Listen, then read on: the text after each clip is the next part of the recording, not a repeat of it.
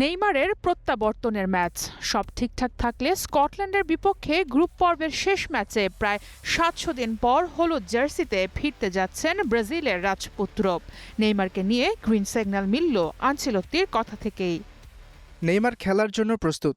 সে পুরো সপ্তাহ জুড়ে ভালো অনুশীলন করেছে এবং ম্যাচের জন্য নিজেকে দারুণভাবে প্রস্তুত করেছে। আমরা সবাই তার ফেরায় খুশি। সে ৯০ মিনিট খেলতে পারবে। তার শারীরিক অবস্থা ভালো এবং অনুশীলনেও সে দারুণ করেছে।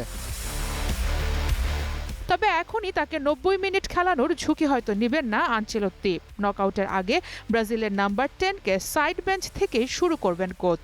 ম্যাচের পরিস্থিতি অনুযায়ী শেষ ভাগে তাকে মাঠে নামানো হতে পারে। তবে নেইমারের জন্য যে পুরো দল অপেক্ষা করছে সেটা জানালেন পাকেতা।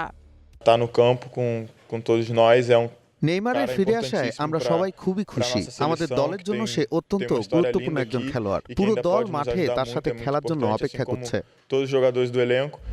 একদিকে যেমন নেইমারের ফিরে আসার খবরে ব্রাজিল দলের স্বস্তি ফিরেছে, অন্যদিকে রাইট উইংয়ে রাফিনিয়ার জায়গায় কে খেলবেন সেটা এখনো জানাননি কোচ। এক্সপার্ট ইঞ্জিনিয়ারদের দক্ষ হাতে দেশের মানুষকে প্রতিদিন সুরক্ষিত রাখার প্রত্যয় নিয়ে এলো সেফ সার্কিট ব্রেকার। রাফার জায়গায় খেলানোর জন্য রায়ান, লুই হেনরিকে এবং গ্যাব্রিয়েল মার্টিনেলির মতো অপশন আছে ব্রাজিল দলে। তবে হাইতির বিপক্ষে রাফিনিয়ার বদলি হিসেবে নেমে ভালো পারফরমেন্স করা রায়ানের প্রশংসা করেছেন আনচেলত্তি। রাফিনিয়ার বিকল্প আমাদের মাথায় পরিষ্কার। রায়ান ভালো খেলেছিল এবং তার মধ্যে অনেক সম্ভাবনা রয়েছে।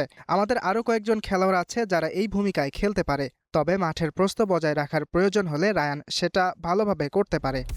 পরিসংখ্যানের হিসাবে স্কটল্যান্ডের বিপক্ষে ক্লিন ফেভারিট ব্রাজিল। ১০ বারের মুখোমুখি দেখায় একবারও সেলেসাউদের হারাতে পারেনি স্কটিশরা। অন্যদিকে ব্রাজিলের জয় ৮ ম্যাচে আর বাকি ২ ম্যাচ হয়েছিল ড্র।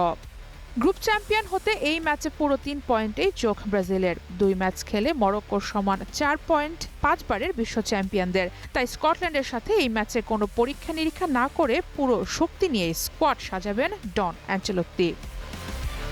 স্টার মাহবুব, স্টার প্লে।